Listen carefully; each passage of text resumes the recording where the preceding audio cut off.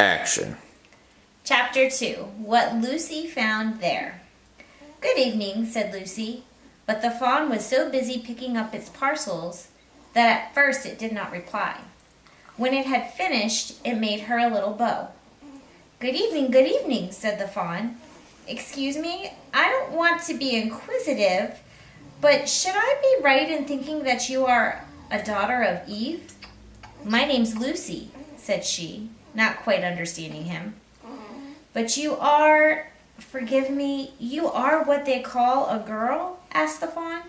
"Of course I'm a girl," said Lucy. "You are in fact human?" "Of course I'm human," said Lucy, still a little puzzled. To be sure, said the fawn. "How stupid of me! But I've never seen a son of Adam or a daughter of Eve before. I am delighted." That is to say, and then it stopped, as if it had been going to say something it had not intended, but had remembered in time.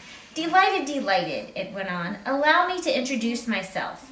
My name is Tumnus." "I am very pleased to meet you, Mr. Tumnus," said Lucy.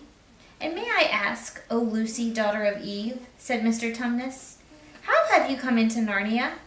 "Narnia? What's that?" said Lucy. "This is the land of Narnia," said the fawn. "Where we are now, all that lies between the lamppost and the great castle of Cair Paravel on the eastern sea. And you have come from the wild woods of the west?" I got in through the wardrobe in the spare room," said Lucy. "Ah," said Mr. Tumnus, in a rather melancholy voice. "If only I had worked harder at geography when I was a little fawn, I should no doubt know all about these strange countries." "It is too late now." "But they aren't countries at all," said Lucy, almost laughing. It's only just back there, at least. I'm not sure. It is summer there. Meanwhile," said Mr. Tumnus, "it is winter in Narnia, and has been for ever so long, and we shall both catch cold if we stand here talking in the snow. Daughter of Eve, from the far land of Spare where eternal summer reigns around the bright city of Wardrobe, how would it be if you came and had tea with me?" "Thank you very much, Mr. Tumnus," said Lucy, "but I was wondering whether I ought to be getting back." "It's only just around the corner," said the fawn, "and there'll be a roaring fire and toast and sardines and cake." "Well, it's very kind of you," said Lucy, but I shan't be able to stay long." "If you will take my arm, daughter of Eve," said Mr. Tumnus, "I shall be able to hold the umbrella over both of us. That's the way. Now off we go." And so Lucy found herself walking through the wood, arm in arm with this strange creature, as if they had known one another all their lives. They had not gone far before they came to a place where the ground became rough, and there were rocks all about, and little hills up and little hills down. At the bottom of one small valley, Mr. Tumnus turned suddenly aside as if he were going to walk straight into an unusually large rock. But at the last moment, Lucy found he was leading her into the entrance of a cave. As soon as they were inside, she found herself blinking in the light of a wood fire. Then Mr. Tumnus stooped and took a flaming piece of wood out of the fire with neat little pair of tongs and lit a lamp. "Now we shan't be long," he said, and immediately put a kettle on. Lucy thought she had never been in a nicer place.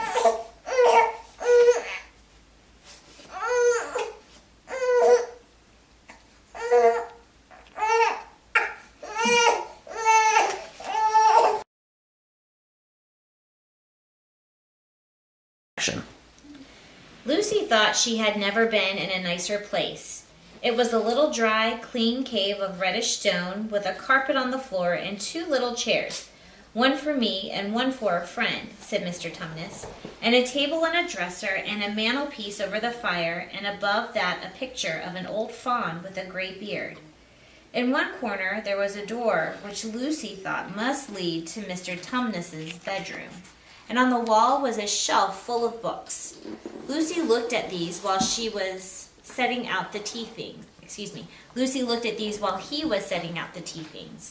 They had titles like The Life and Letters of Silenus, or Nymphs and Their Ways, or Men, Monks, and Gamekeepers, A Study in Popular Legend, or Is Man a Myth? "Now, daughter of Eve," said the fawn, and really it was a wonderful tea. There was a nice brown egg lightly boiled for each of them, and then sardines on toast, and then buttered toast, and then toast with honey, and then a sugar-topped cake. And when Lucy was tired of eating, the fawn began to talk. He had wonderful tales to tell the life in the forest. He told about the midnight dances, and how the nymphs who lived in the wells and the dryads who lived in the trees came out to dance with the fawns, about long hunting parties after the milk-white stag who would give you wishes if you caught him, about feasting and treasure-seeking with the wild red dwarfs in deep mines and caverns far beneath the forest floor, and then about summer when the woods were green and the old Silenus on his fat donkey would come to visit them, and sometimes Bacchus himself. And then the streams would run with wine instead of water, and the whole forest would give itself up to jollification for weeks on end. Not that it isn't always winter now, he added gloomily.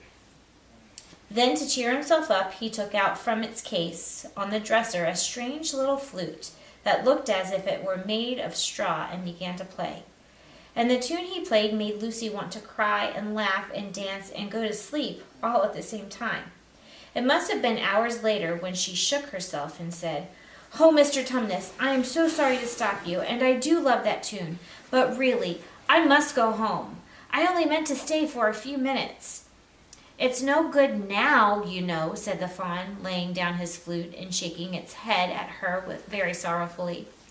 "No good," said Lucy, jumping up and feeling rather frightened. "What do you mean? I've got to go home at once. The others will be wondering what has happened to me."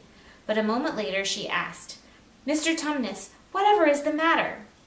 For the fawn's brown eyes had filled with tears, and the tears began trickling down its cheeks, and soon they were running off the end of its nose, and at last it covered its face with its hands and began to howl. Mr. Tumnus," said Lucy in great distress. Don't! What is the matter? Aren't you well? Dear Mr. Tumnus, do tell me what is wrong."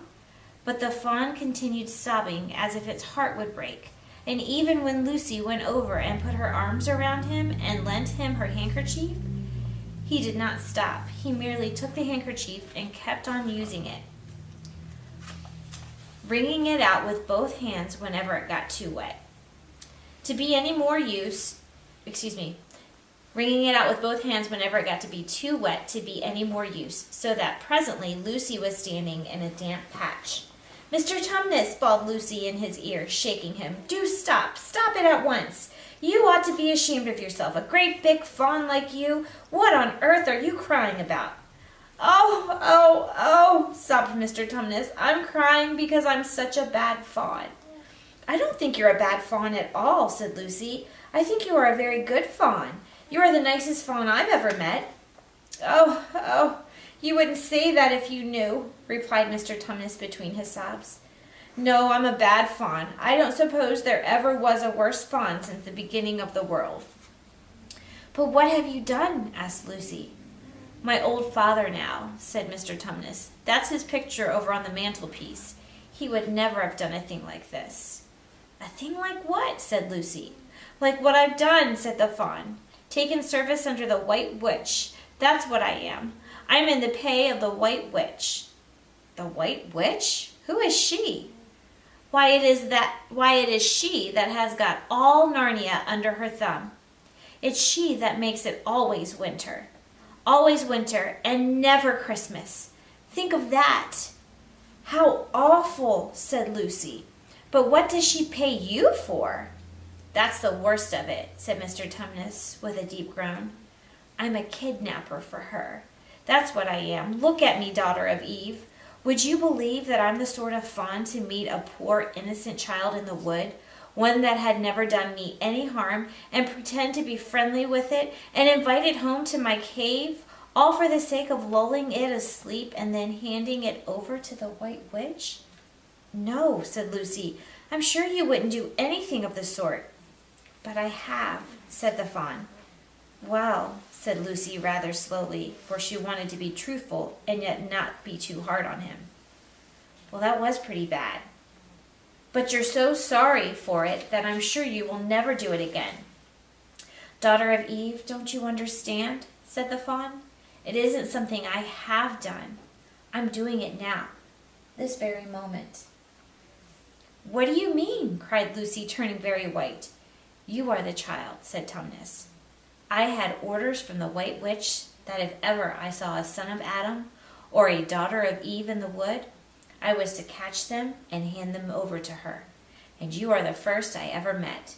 And I've pretended to be your friend and asked you to tea, and all the time I've been meaning to wait till you were asleep and then go tell her. Oh, but you won't, Mr. Tumnus, said Lucy. You won't, will you?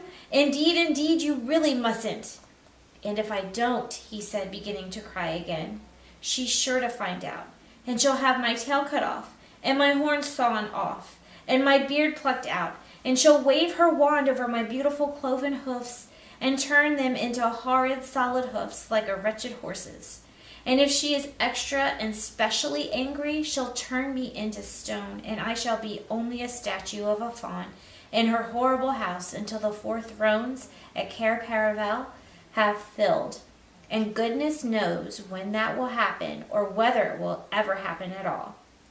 I'm very sorry, Mr. Tumnus, said Lucy, but please let me go home. Of course I will, said the fawn.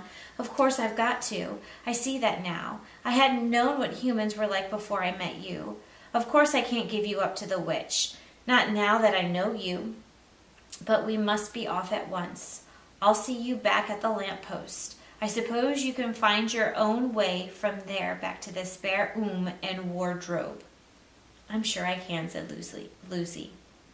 We must go as quietly as we can, said Mr. Tumnus. The whole wood is full of her spies. Even some of the trees are on her side. They both got up and left the tea things on the table, and Mr. Tumnus once more put up his umbrella and gave Lucy his arm, and they went out into the snow. The journey back was not at all like the journey to the fawn's cave. They stole along as quickly as they could without speaking a word, and Mr. Tumnus kept to the darkest places. Lucy was relieved when they reached the lamp-post again. Do you know your way from here, daughter of Eve? Said Tumnus. Lucy looked very hard between the trees and could just see in the distance a patch of light that looked like daylight. Yes, she said, I can see the wardrobe door. Then be off home as quick as you can, said the fawn. And can you ever forgive me for what I meant to do? Why, of course I can, said Lucy, shaking him heartily by the hand. And I do hope you won't get into dreadful trouble on my account. Farewell, daughter of Eve, said he. Perhaps I may keep the handkerchief? Rather, said Lucy, and then ran toward the far-off patch of daylight as quickly as her legs would carry her. And presently, instead of rough branches brushing past her, she felt coats, and instead of crunching snow under her feet, she felt wooden boards.